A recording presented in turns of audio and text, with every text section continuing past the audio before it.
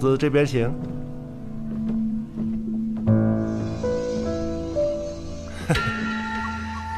这里才是公子的赌局呀。赌术这块我并不擅长，但既然来了天下方，便按照这里的规矩来。我这有1000两银票，不知是否足够？我方才说过了，要用公子身上珍贵的东西来赌，可这银票显然不是啊。我们要的是那个。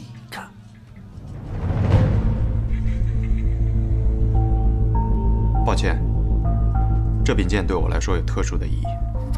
我这有枚龙泪珠，不知是否算得上珍贵。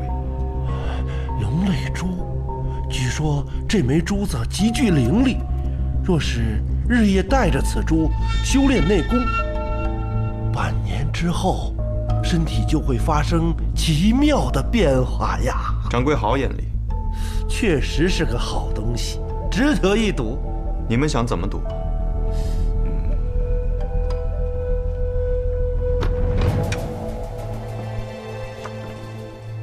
天下方的规矩，贵客决定如何赌。天下方有气赌，有物赌，你选择哪一样啊？气赌，便是指楼下那些吗？是的，牌九马吊、大小押宝，那物斗都是我们天下方最大的特色。斗鸡、斗狗、斗蟋蟀，赛马、赛鸽、赛狗，任君挑选。可有斗蜘蛛？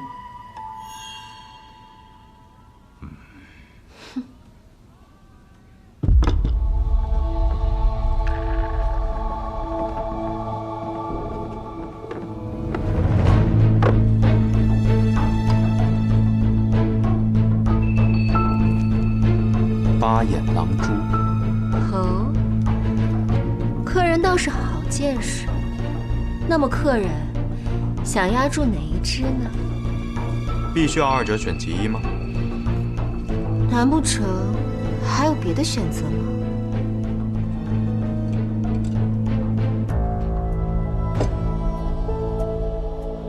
我也有一只蜘蛛，我以它同时对这2只，若它能胜，便算我赢，如何？这八眼狼蛛绝非寻常之蛛，公子这盒子还不及八眼狼蛛的1半大小，如何以1敌2啊？公子是不是太过自信了呀？那便试试吧。那便落定了。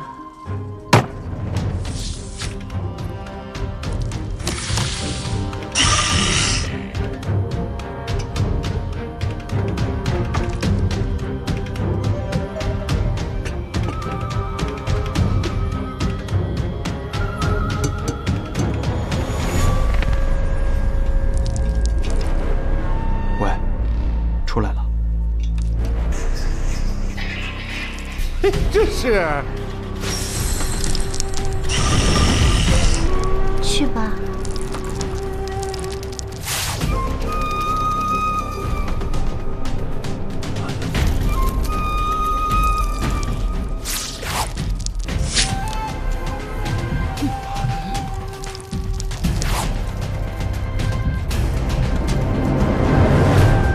是百鬼蛛，这就是传说中以1敌100的百鬼蛛。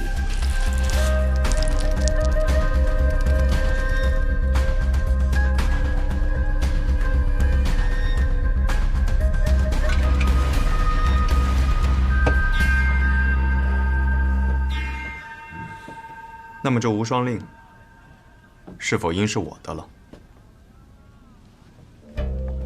公子手握绝世好剑，身藏龙泪珠，随手就能拿出稀世珍物百鬼蛛，应当出身不凡。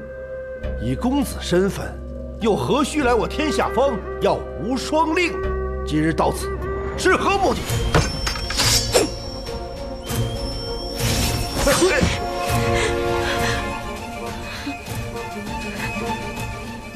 我赢了，给我无双令，我按照天下方的规矩来。也请天下方按照你们的规矩来。我带你去。多谢了。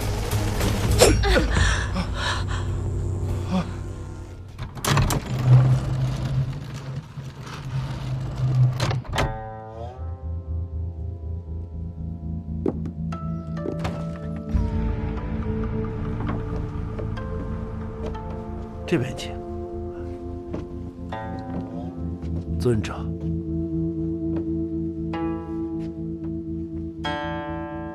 许久没有人进过这间屋子了。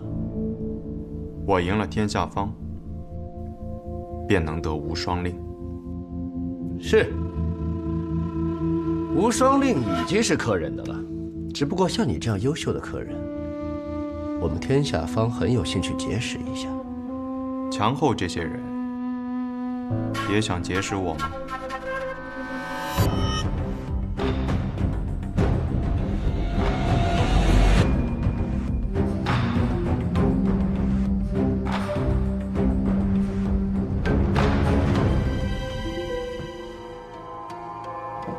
我果然没有看错啊，客人还真是非比寻常。我说了，这无双令已经是客人的了。告辞。请便。哎，英雄且慢，且慢呐，且慢呐！哎呀，何事啊？若是这路上有人盘查，您就说定了无双城中月霞铁匠铺的追魂弩，此行是来取货的。明白了。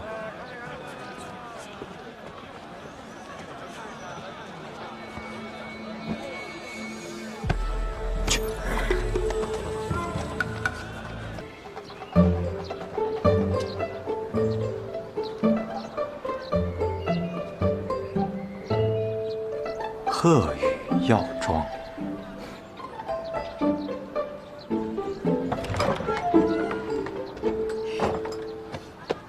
松远，你来啦！怎么样，我这个名字取得好听吗？虽然看病的是我，你只是个药童，出于公平，我便还是把你的名字也给加进来了。但也是出于公平，这座宅子的租金你得出一半。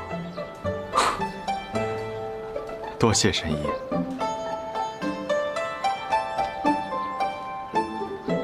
智慧斋的桂花糕，你谢我做什么？听说你方才去见人了，怎么南安城中你还有朋友？算不上朋友，只是故人，恰逢在这南安城中遇见了。哦，神医，怎么了？既然这药庄有我一半，那为何还不请我进去啊？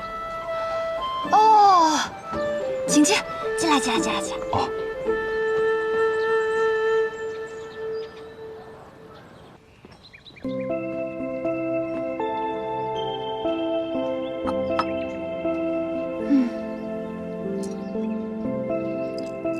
他们人呢？我本想着只有你一人来，便就只准备了一份床铺。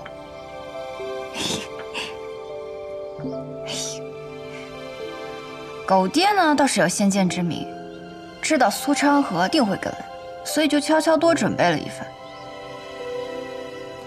可谁想到，你带回来个青梅竹马，狗爹就只好带着他们去置办一些床铺还有杂物了。原来如此。你笑什么？你说，昌河买东西会讨价还价吗？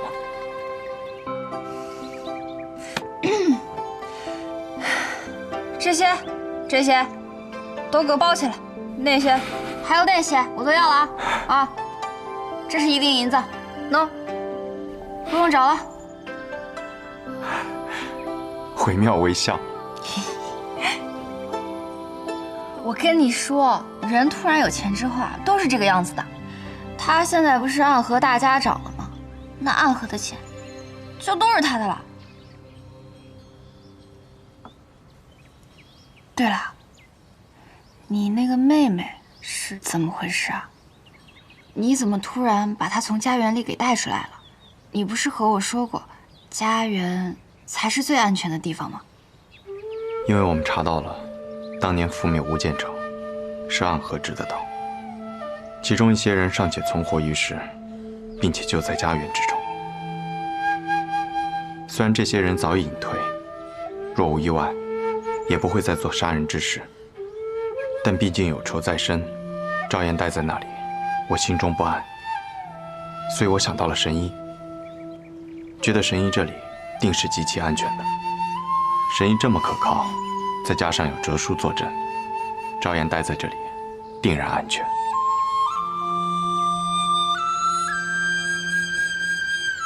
听你这么说，你是要把他托付给我？难道你还有什么别的事情要去做吗？和吴建城有关？我暂时不会离开，会在南城中住下。毕竟这是由我出力的药庄，得好好经营起来才是。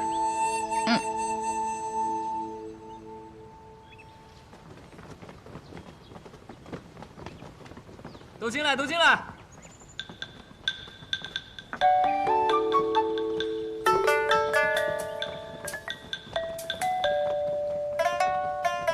先放着。想想怎么安排啊？那些吃食先放厨房。好嘞。床褥什么的，哲叔，你带着他们先放礼物。跟过来。其他的东西就先放着吧，我再想想怎么安排。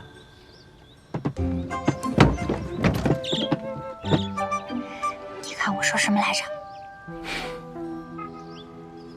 这是个什么玩意儿？本来人家只是个卖鱼的，这青玉盆是传家宝，结果昌河大哥偏要都买下来。那店家见了金子，忍痛割爱，就托了这位大哥给送来了。500两。来，拿去分了吧。多谢公子。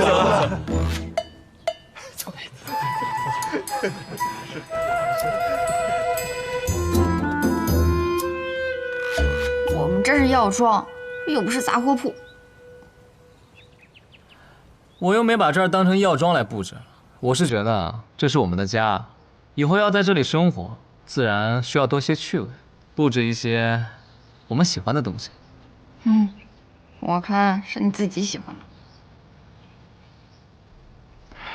我怎不知你喜欢关羽啊？还有豆鸟。每个人都有自己喜欢的东西嘛。你喜欢捣药做饭，做个良家男子，但我嘛，便喜欢遛鸟、观鱼、听曲儿，做个不要脸的败家公子哥，人高有志。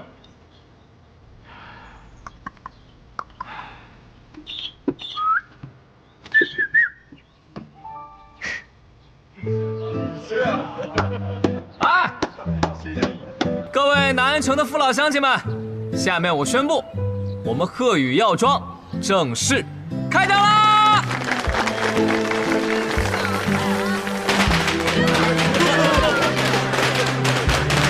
我们药庄不是早就开张了吗？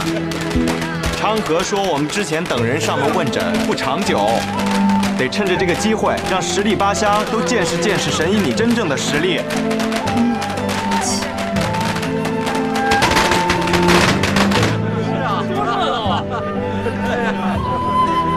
仙火气。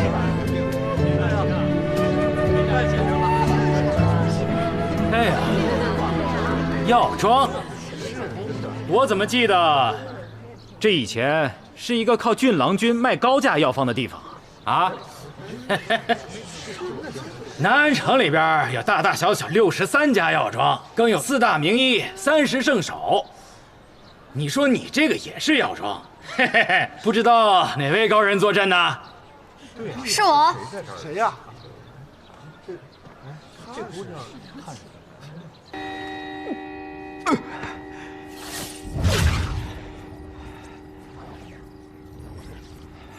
苏沐雨，你如果真的不想当，那我们之前的约定就算作废了。至于你说的那些幕后势力，我也很快就会将他们连根拔起。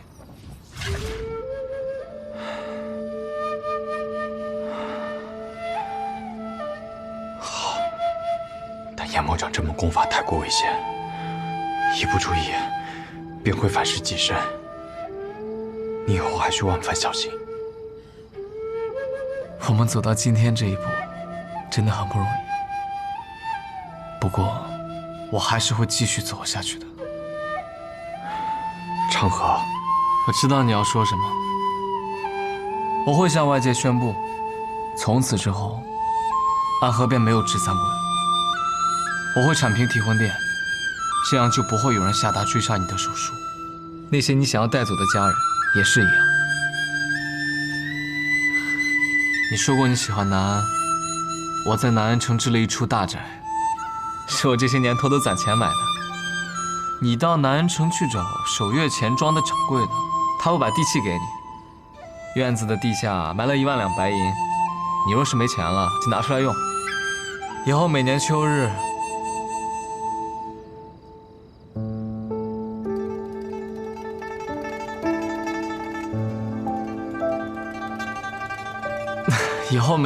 日，南安城桂花满城的时候，我会去找你饮酒。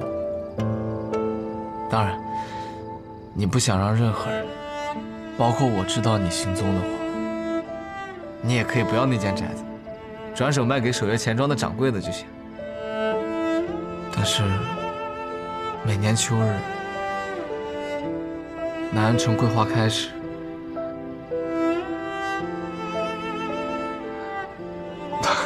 我还是希望能与你重逢一日。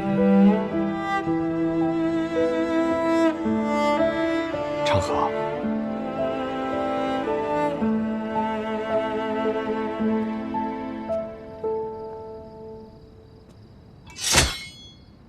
你本来就不属于这个地方，离开这儿也是必然。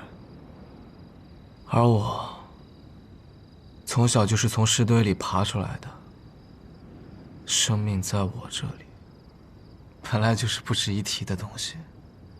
我离开了，反而不知道去哪儿。但你这个人其实很笨，你不喜欢杀人，却又只精通这个，别的什么都不懂。你做了多少年的鬼，身上还是穷得叮当响。你这样的人到俗世间，你一定会被骗的。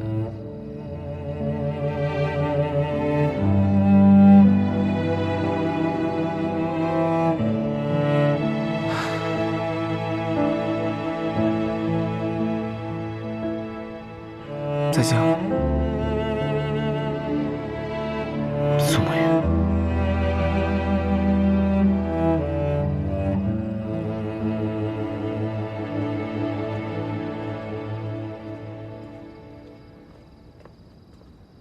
你说我笨，但你其实也很笨。你还记得我们第一次任务，一起去洛河城杀那贪污赈灾粮的李欢吗？明明一件便可解决的事情，你却硬要顺藤摸瓜，将他在世上所有的金银财宝一并拿走。结果呢？我们被32名六扇门捕快围攻，差点就要死在那府寨之中。那不是因为……闭嘴！还有一次，我们一起去雪河山庄对付刀魁王八，你非要去他的藏书阁看一眼，说要搜罗秘籍。最后我们被机关所困，幸好我身上还带着些干粮藏着，硬挺着熬过了3天3夜等来了援兵，不然我们早就饿死了。哎呀，那不是没饿死。还有岭南那次，东海那次，雷家堡那次，哪一次不是你把一个简单的任务捅出了天大的窟窿？你若做了大家长，你的贪婪和野心会如潮水般涌起，然后将那些跟随你的人全部一个个都淹死。你若没了束缚，只会成为一个疯子。所以，我来和你一同平息风浪吧。当年的约定作书，只是身份要换一下。苏长河，出去之后，你继任大家长之位，我统帅苏家。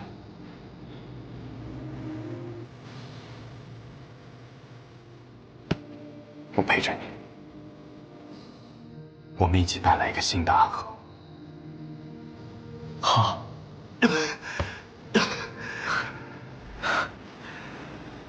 倒是像鬼窥案那一次，只不过那一次是你扶着我。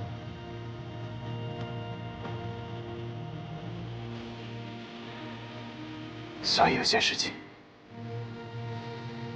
总是要还的。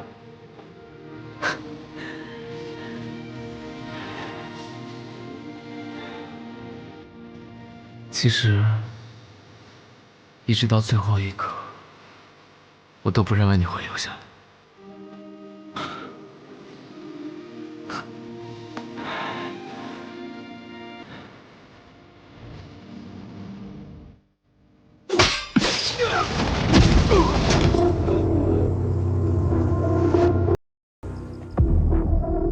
当年，血月城3城主司空长风一枪便破去了百里孤虚大阵，想来是有无上神威啊！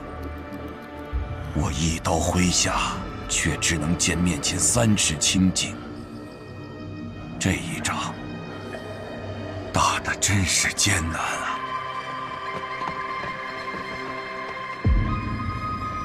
木子哲还是跑了，剩下的穆家子弟和谢家子弟都已经投降了。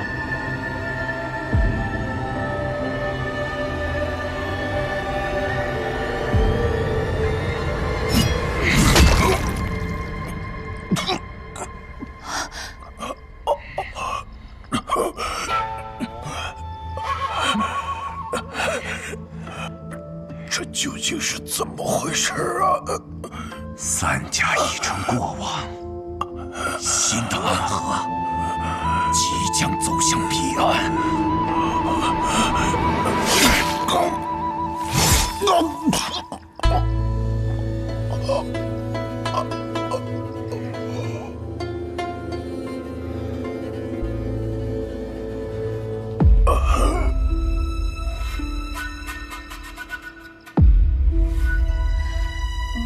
去和苏长河他们会合吧。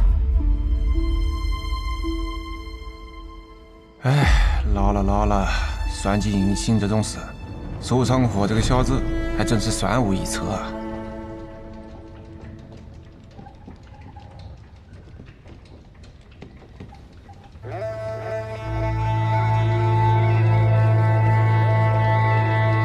你做了一个可怕的决定，大家长。我已经不是大家长了。我信过孟，也信过苏，却从未能走出过这片河。或许这样的变革能够带来新的暗河，能够成为这个天下不一样的那个影子。天真呐，影子就是影子，走不到光明的地方的，那我便看看。只是大家长，无论结局如何，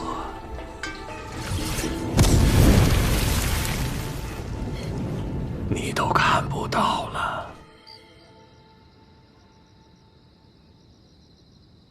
苏家苏长河得先任大家长认可，赐绵龙剑，即今日起任暗河大家长之位。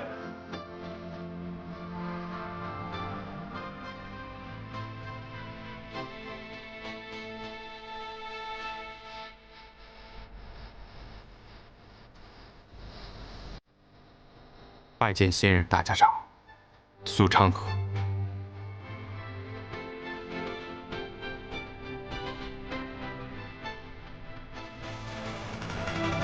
拜见大家长。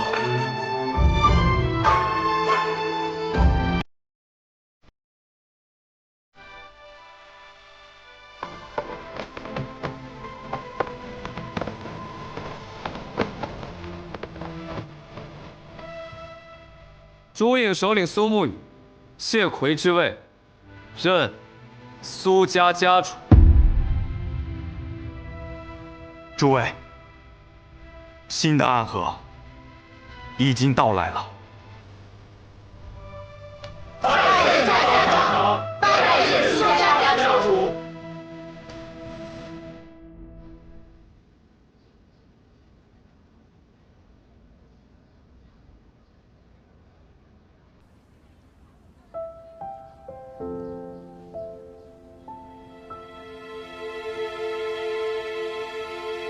唐林月，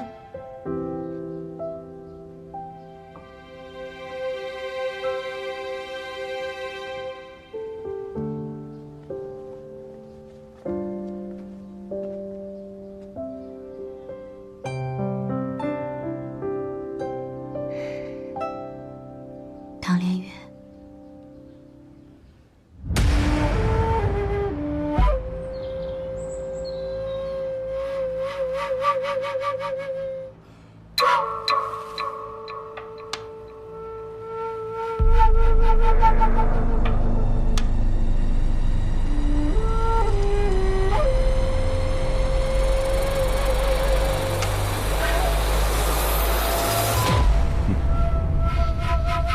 这棋局，看来已是必死之决。所言尚早啊，倒是没错。绝境之中，何尝不会出现神之一手呢？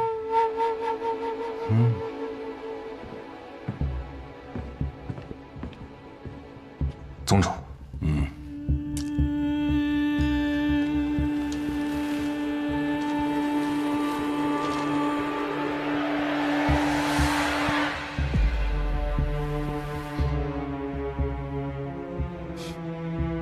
看来，真正和宗主对弈的对手，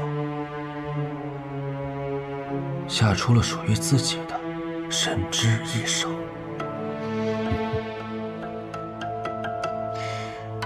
两个年轻人，居然，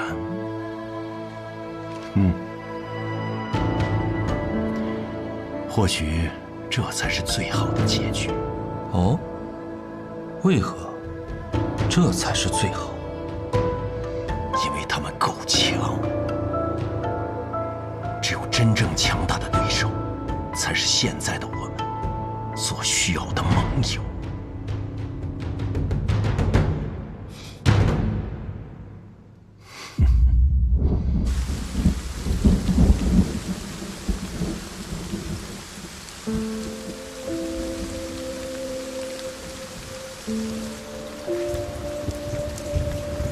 拿好啊！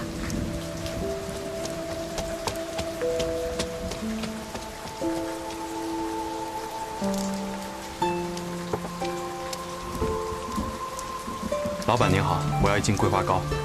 一斤桂花糕。对，一斤桂花糕。啊，好的。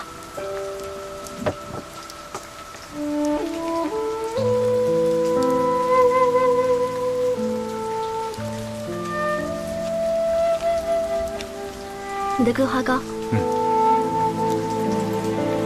多谢。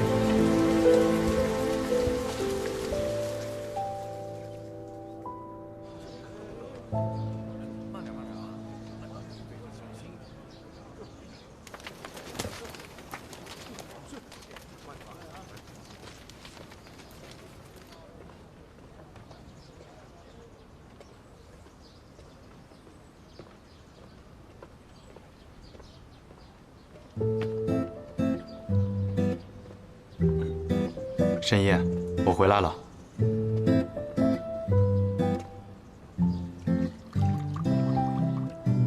累死我了！一会儿呢，等汤药稍微凉一些，就一滴都不剩的，都给我喝掉，听到没？知道的，申夜。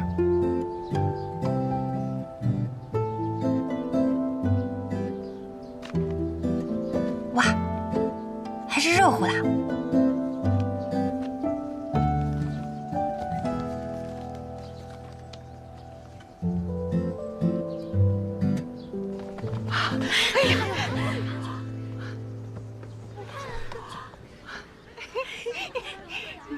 今日来的人更多了。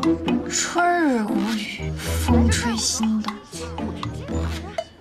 一发病。什么病？春心动，自然是桃花痴症啦。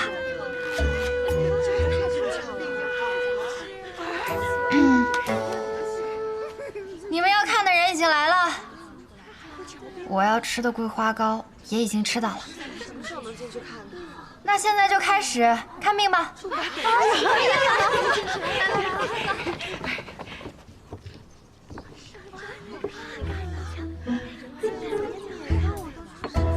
什么病啊？手啊！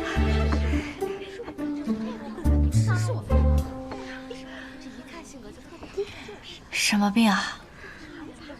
这不是不知道什么病，才来看诊的吗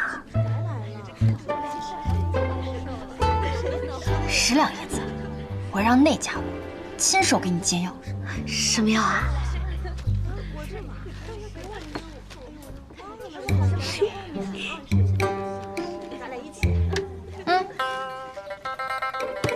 ？10两银子。1两板蓝根，10两银子。你要是不要，那我就给别人喽。啊，要的要的。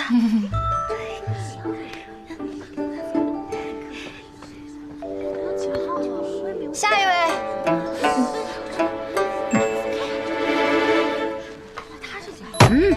我出100两，让他喂我喝药。100两怎么够？200两。中。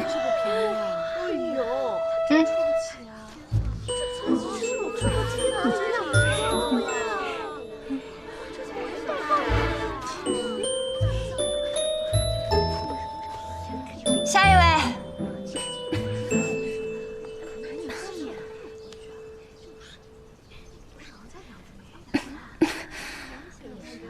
别看了，别看了，你得了很严重的病，你好好看着我和你细说，不然啊，可就活不过这个春日了。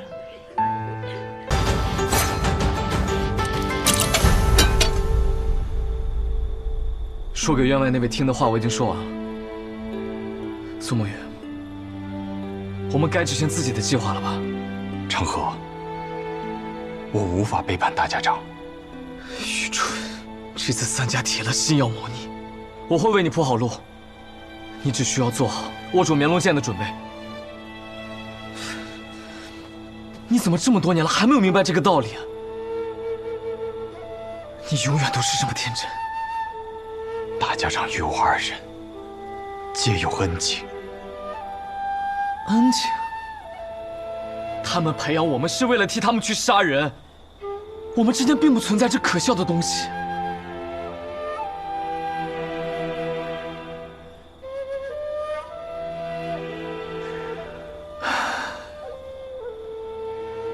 只有你真的把安河当成了自己的家。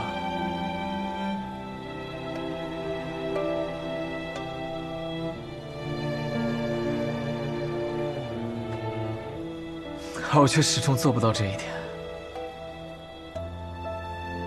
对于我而言，这里只是一个交换利益的地方罢了。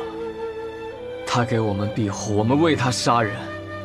所谓的家人，不过是虚伪的说辞。苏沐雨，哲叔就在外面，若我们一起动手，你还能活下去吗？若哲叔与你联手，我自然不是对手。但凡事总要一试。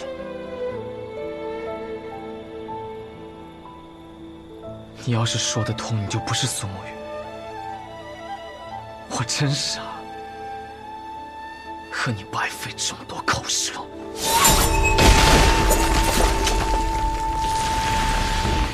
慕白，在里面偷听的可还痛快？你是怎么发现我的？因为那个让你来此候着的消息，就是我给你的。哼，咱们都是同族，就该互通有无。谁跟你是同族？苏长河，你给我等着！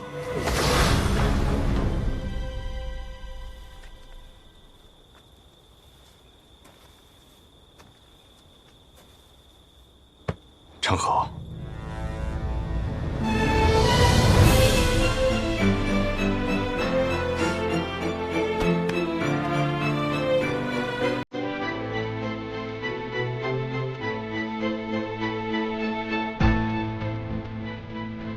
开弓没有回头箭，大家长这次一定会死，我也一定要拿到那龙剑。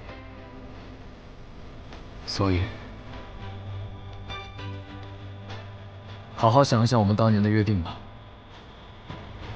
苏沐雨，你去做安和的魁，以后成为大家长，统帅3家，而我留在苏家，继承苏家家主之位。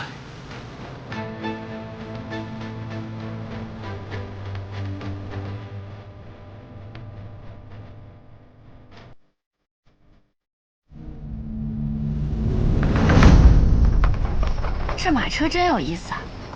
如此之大，却能行驶平稳；如此之重，却能日行100里。这是搬家搬三爷捣鼓出来的玩意儿，能不有意思吗？做好这架马车10日以后，他便死了，生病死的。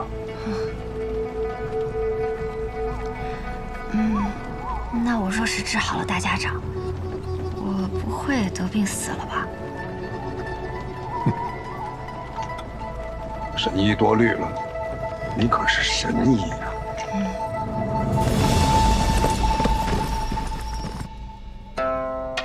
暗河之乱已经开始，不出10日，我们便会得到一个结果，让暗河的水蔓延整个江陵，涌入天启。长河，或许这一次，你我要对彼此真正的拔剑了。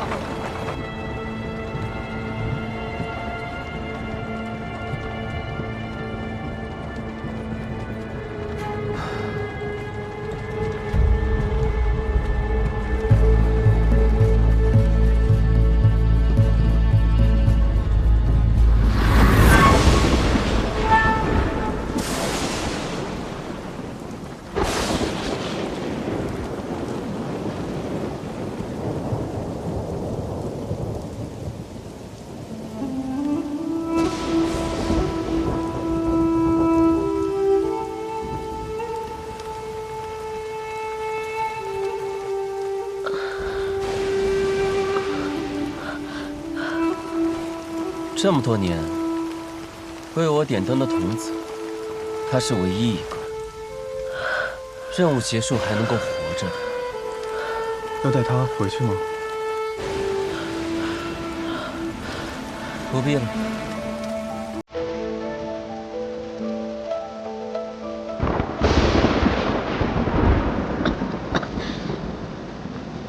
都快死了！17号，欠你一只手，还你一条命，算你赚了。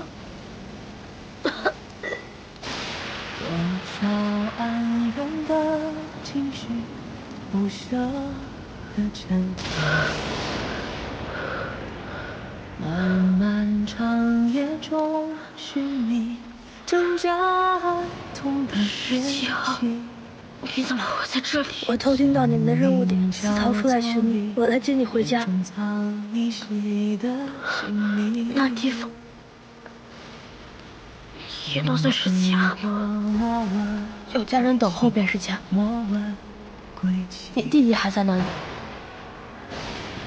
如同宿命随波往点曲折，谁能趟破黑暗的河？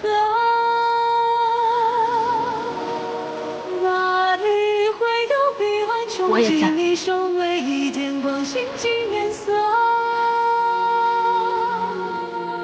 辗转悲欢离合，恋恋不舍，思念在夜里醒着，心不丢我，情字总无法逃脱。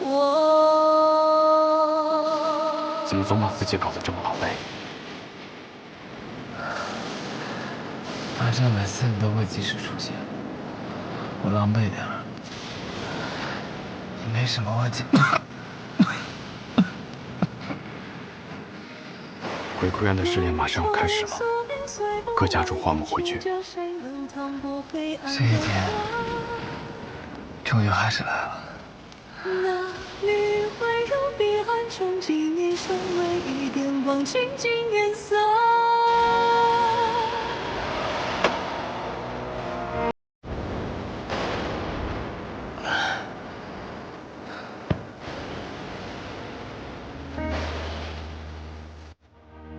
想必你们已经有所了解，待会儿时辰一到，你们就会前往鬼窟渊。每组10个人，只允许留下1个。第一组86号、18号、74号、42号、34号。26号、17号、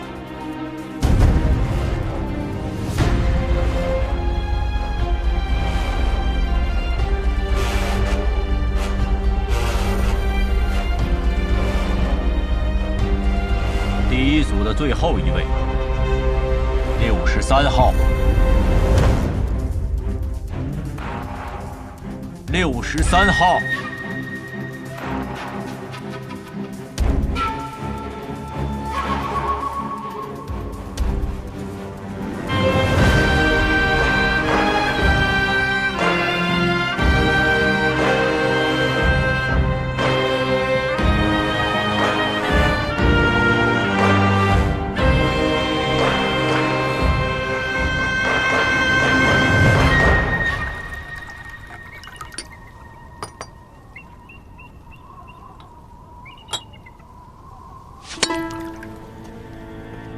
谁惹了木丘兄啊？生这么大的气！穆子哲，你明知这2人是我苏家属意的，你这般行事，是要与我苏家为敌吗？别给我扣这么大的罪名，我可不敢。我只是在尽我总教习的职责罢了。职责？不把过强的2个人放在同一组，这是3家都默认的。你就不怕我上报提魂殿吗？等他们情深意重，把彼此看成兄弟的时候，再让他们自相残杀。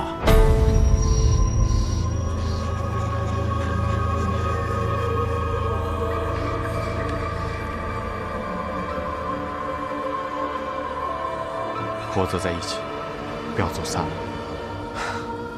看起来也没有办法与你走散了。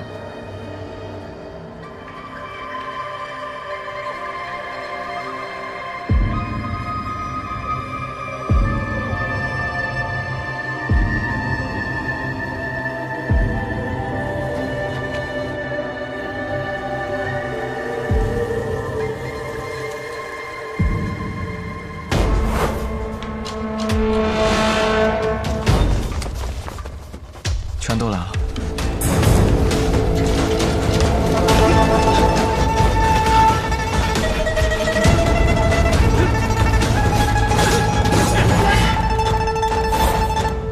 谁都知道你们剑术高超，与其1对1跟你们单打独斗，还不如合力把你们都杀了。我们剩下的再斗，还有几分生气。那便来吧。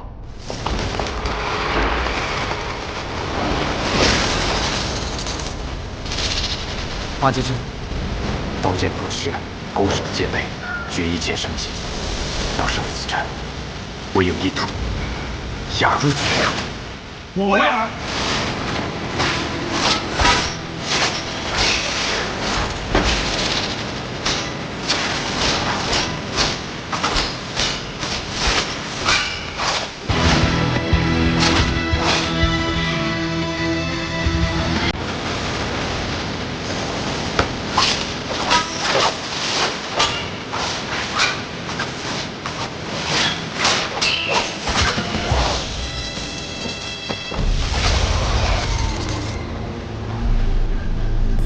要破8节阵，唯有牺牲一人才能找到突破之口。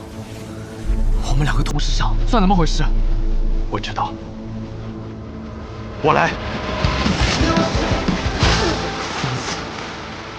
那我走了。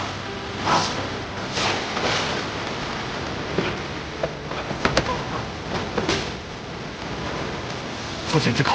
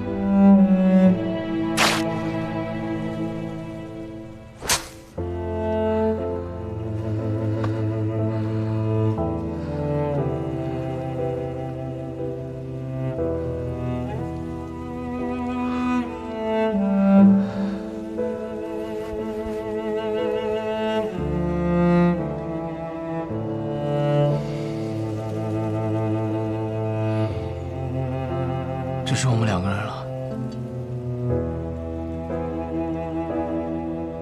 所以，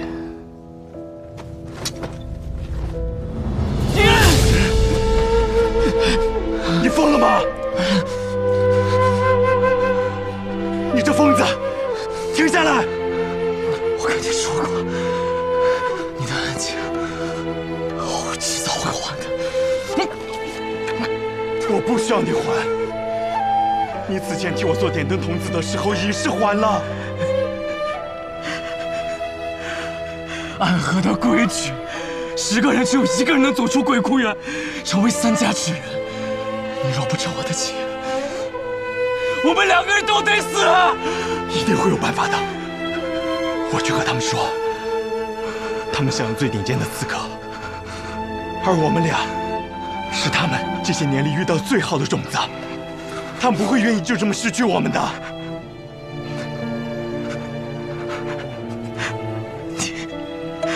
你太天真了。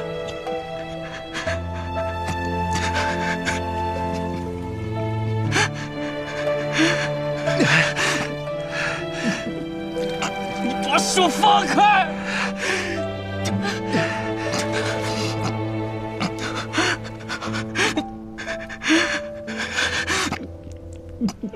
你把手放开！只要足够强，便有资格天真。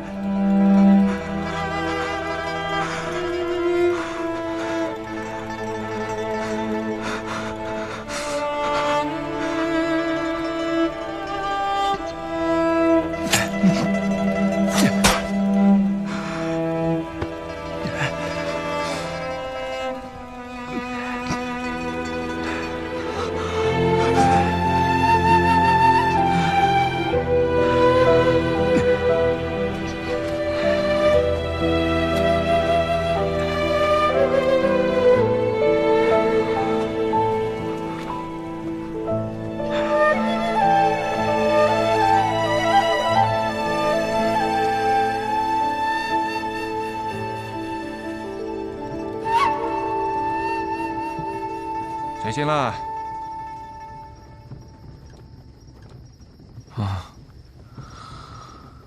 做了一个很长很长的梦，梦到一些很久以前的事儿。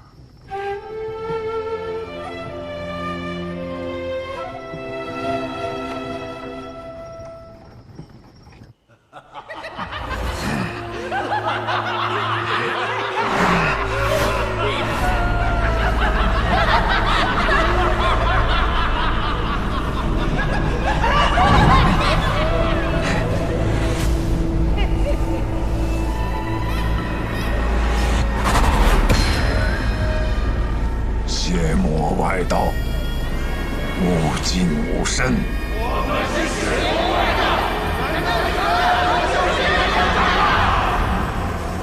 不过是些魔障，看我一剑斩了你们！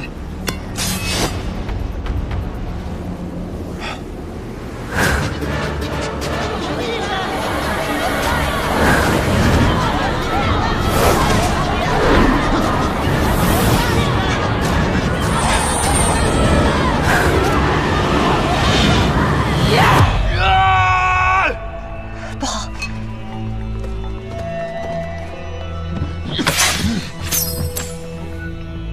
大家长，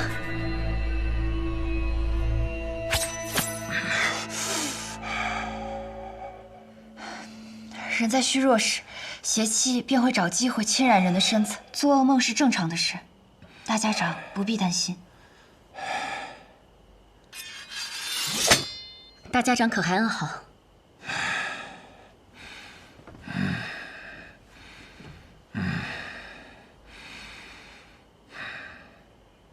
毛头，是。神医啊，你此生救过多少人？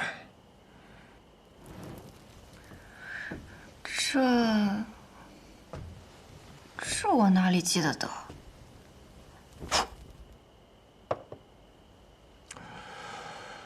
加上唐二老爷，我此生杀过832人，很多人，我甚至不记得他们是谁，但心底里总会有一个声音告诉我，那是我杀过的人。其实我不怕这样的梦。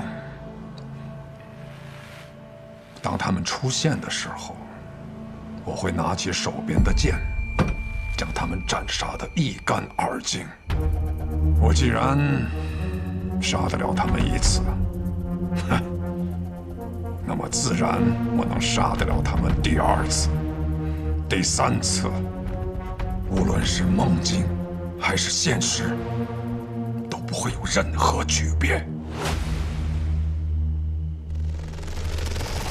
但这一次，当我拔剑的时候，发现手里的剑已经断了，需要让沐雨快些回来。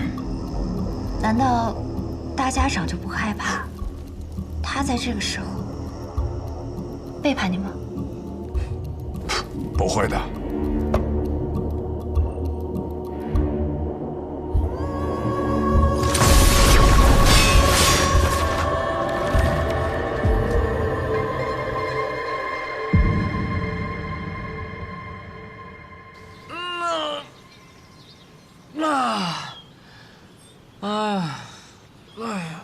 坐了许久的马车，累了。小长河，你这个样子能追到鹰，你到底是什么安排啊？追得上。大家长此行北上，无非就是想拖延时间，按照他的手段。老爷子有没有事儿我不确定，但是我们这一批跑腿的，定是要被他清算。所以在我这儿，大家长必须死。然后呢？我对于苏沐雨的安排，应当已经到了，让他见见几个故人，拖延一下他追上大家长的时间。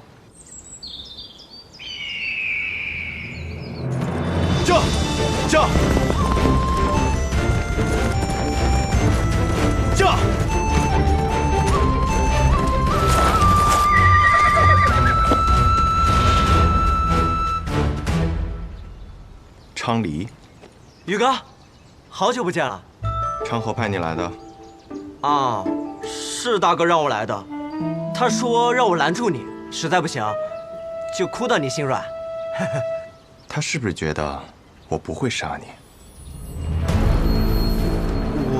他自以为能猜透我的心，可我杀过这么多人，我也有无法控制住自己杀心的时候。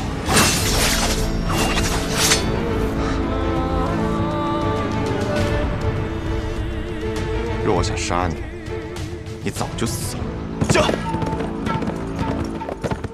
宇哥。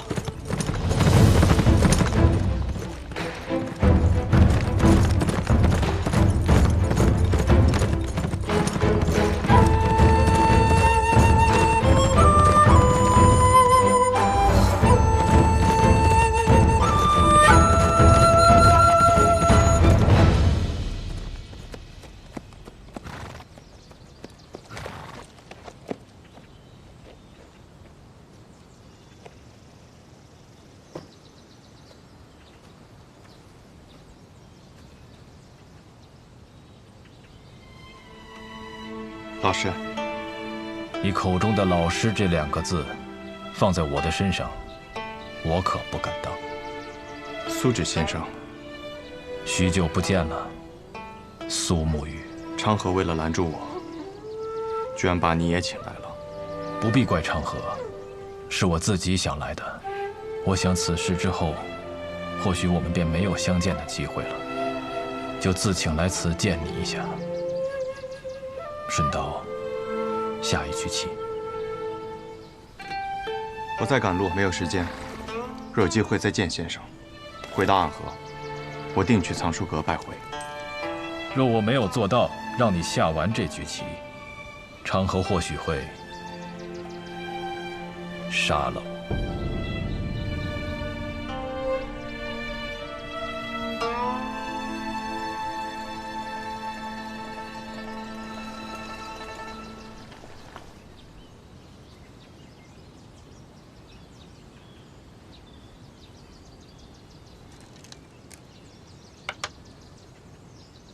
先生来此，是想劝我和昌河联手。你们是暗河这100年来最不可思议的搭档，一起联手破过许多危局。这一次，我相信你们一样可以做到。我听昌河说，4年前你们做过一个决定，他当上苏家家主，你当上大家长，成为执掌暗河的新主人。那他有没有说过？我并没有回答他的决定。大家长他值得你这样做吗？这个问题的答案重要吗？沐雨，当你用一个问题来回答另一个问题的时候，就代表你的内心并不坚固。可这问题没有答案，只有选择。我在苏家待了将近10年，昌河与我更是从同一座炼炉当中走出来的师兄弟。准确地说，我们都是家人。昌河那样的人，可不会把老爷子他们当作家人，他只是把你当作家人。可如今我是魁。我的父亲曾教过我，承诺是比生命更重要的东西。先生您也说过，没了承诺，收了钱的刺客便会因为更多的钱而转头去杀自己的主顾。那么到最后秩序变乱了，刺客便没有存在的理由，暗河也没有存在的必要。你很聪明，但有时候太过于执拗了。已经沦为杀人的棋子，若心中还不存在点执拗，那么活着也像是死了。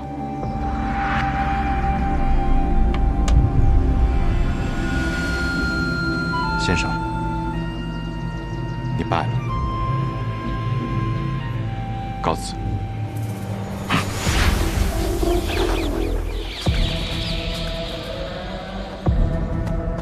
宇哥，你赢不了的。三家家主对大家长这个位置觊觎很久，这个机会他们不可能放过。即便大家长最后把生医好了，他们还是会不惜一切代价把他杀了，这是个必死之局。既是死局，那么长河他到底想做什么？他想改变暗河，跨过暗河，便能到达彼岸。彼岸之处不再是长夜，而应有光明。和我们联手吧。大哥的意思是，让大家长在一个合适的时机死掉。死之前，他把绵龙剑传给你，你执掌暗河，而他则去扫清苏家的障碍，成为苏家家主。到时候其他两家再有不满，你们便联起手荡平暗河。宇哥，抱歉，我有我的选择。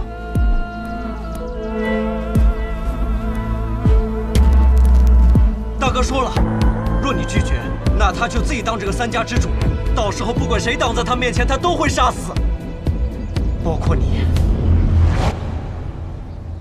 他这一生最好的朋友。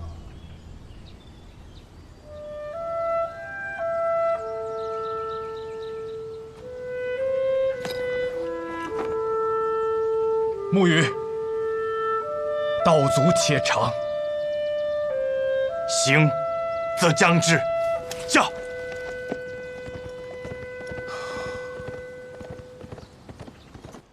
先中毒再解毒，以身试毒。倒是有种不疯魔不成活的意思。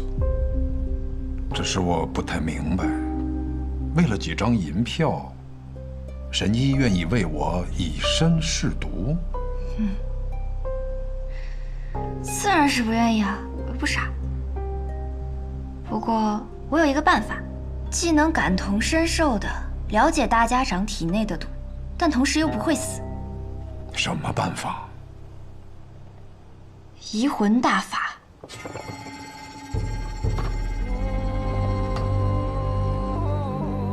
药王谷的秘术移魂大法，若是一旦对某人施用此法，就能和他无感共识。他的过往和此刻的想法，都无法逃脱施用者的眼睛。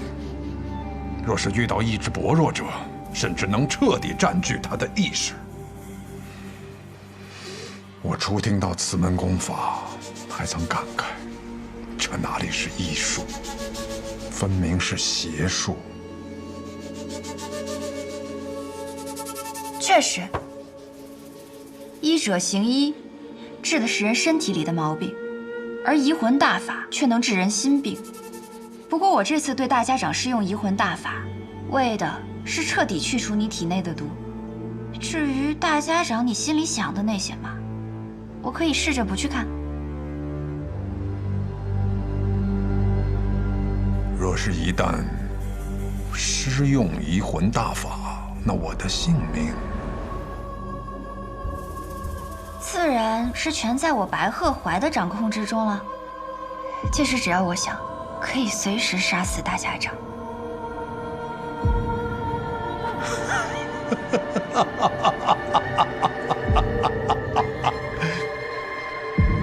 我想试试。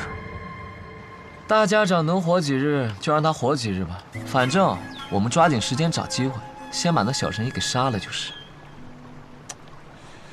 大家长和那个神医有地质社校保护，你那么有信心？我派人传了封信，去向了北面那座皇城，里面有一个人出身唐门赫赫有名，是唐二老爷最亲近的弟子。九江琵琶亭内3道暗器震惊天下，是可以与司空长风、百里东君等人齐名的高手。唐灵月，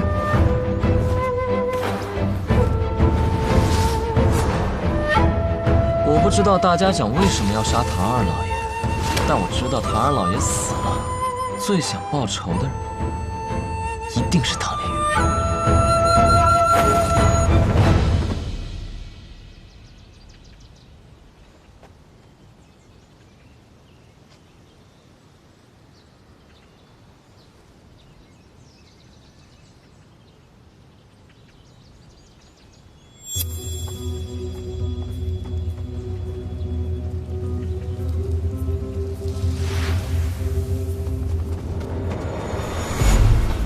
护送大家长离开，快！是。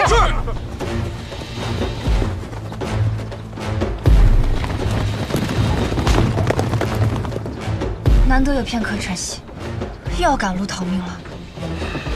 等你治好我，便无人敢来了。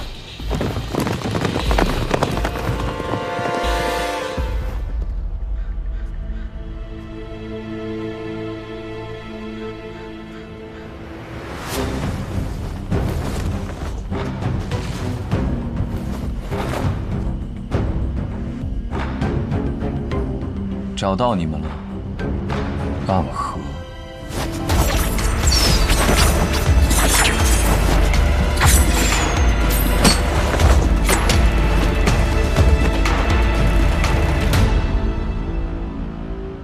龙须真，你是唐门的人？唐门，唐连月。唐连月，原来是天启城4守护之一的玄武使啊！我要找的人不是你。你们大家长在哪？我要见他。纵然你是玄武使，但这里一不是天启城，二我们暗河也不听朝廷的指令。大家长岂是你说见就能见的？我并不是以天启城玄武使的身份来的，是以唐门弟子的身份而来。你们暗河的大家长杀了我们唐门的二老爷，这笔账我来负责清算。这个消息，玄武使是怎么知道的？如果是子虚乌有的事儿，那该如何呢？想必你们大家长早就走了，留你在此处断后，与我说这么多，不过是想拖延时间罢了。想走？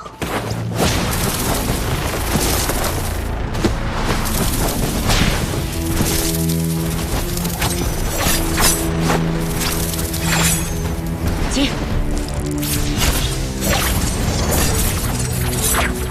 这样精妙的暗器手法，这就是白秀堂冠绝榜上数1数2的高手吗？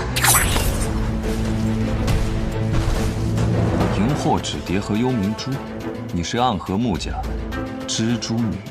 我不喜欢这个代号。小伎俩，你以为以荧惑纸蝶为掩盖，让这幽冥珠悄悄接近我，你毒丝偷袭，我就不会发现吗？真是自以为聪明的傻子。你在幽冥珠里放了什么？自然是霹雳堂雷家的霹雳子了。你怎么会有雷家的霹雳子？早年执行任务路过霹雳堂，很多雷家的少年郎都曾拜倒在我的石榴裙下，当然是他们双手奉上来讨我欢心的。不过，我跟你说这些做什么？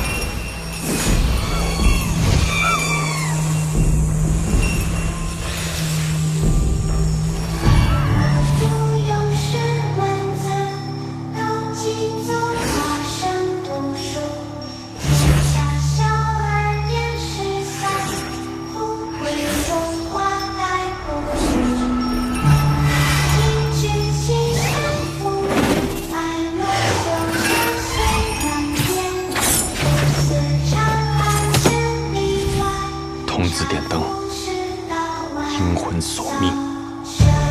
可曾记得昔日的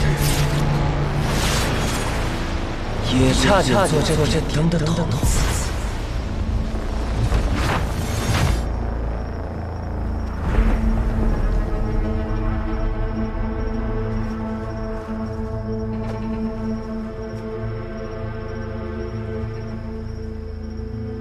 穆家穆英真，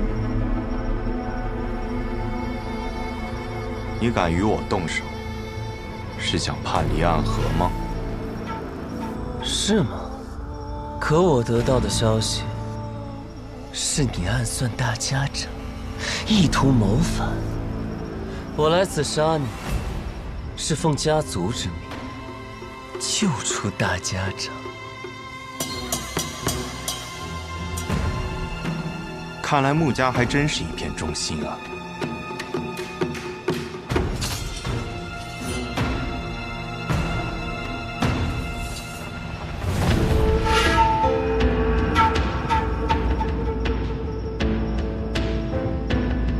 素闻纸伞鬼苏沐雨最强的剑法乃是18剑阵，可看你现在这个架势，似乎是觉得我没有资格同时见识你那18柄剑了。你确实没有资格。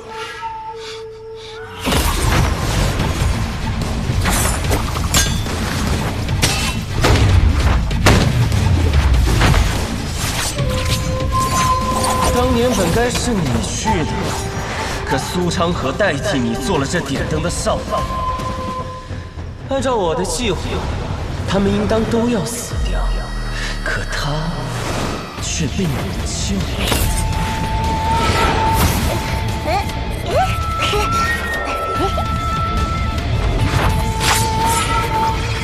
我想我明白为何他要替你。如果当年点灯的人是你，你必死无疑。实在没想到，苏家赫赫有名的纸伞鬼，从尸体遍地的炼炉中爬出来的无名者，如今的朱影首领魁，居然是一个心存善念的人，舍不得对孩子下手。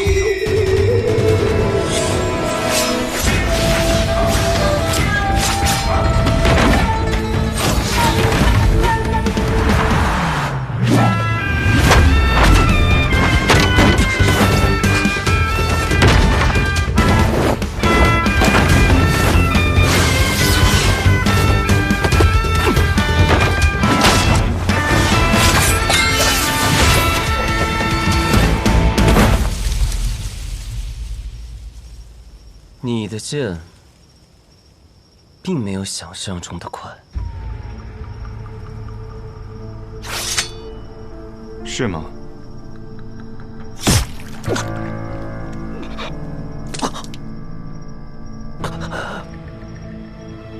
不可能！我明明挡上了那一剑。这世间我想杀死的人不多，但可惜。你便是其中之一。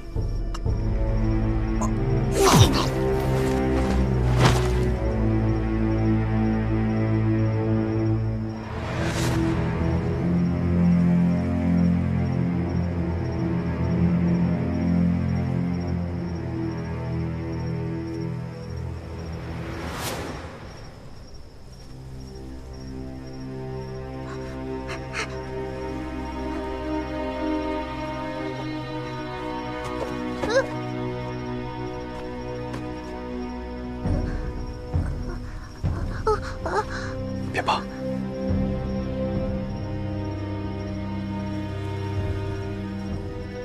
先找个地方和你的同伴们躲起来。这场纷争怕是要持续很久。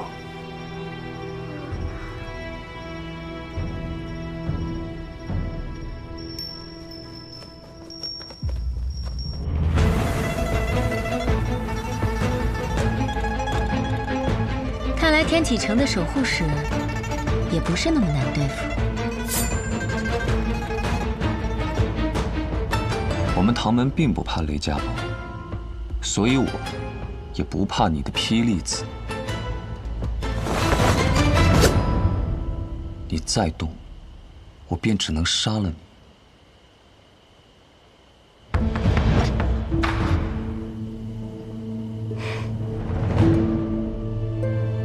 听说玄武使的指尖刃上沾过一位王爷的血，怎么现在杀起人来，却这般犹犹豫豫的？我不想杀人，即便你是暗河的。哦，我还以为是玄武使怜香惜玉，舍不得动手呢。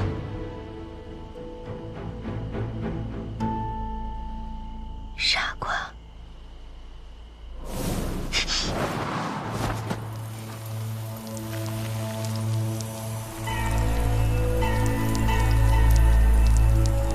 早就听说暗河穆家精通各种鬼术，今日一见，果然如此。九江琵琶亭，唐门唐连月，3道暗器名扬天下，我对玄武使也是敬仰已久。方才我便不该对你留情，中了你的媚术。媚术？什么媚术？你既知道我在九江琵琶亭内以3道暗器名扬天下，那么你知不知道这3道暗器是哪3道？坊间倒是有传说，3道暗器都是你自创的。至于是哪3道，还未曾听过。不必听过，你马上就要见到。别乱动，再动，我的那些蜘蛛就要将你吐成一个冰人了。再搭上一些幽冥珠，保证你被炸得尸骨无存。那便试试。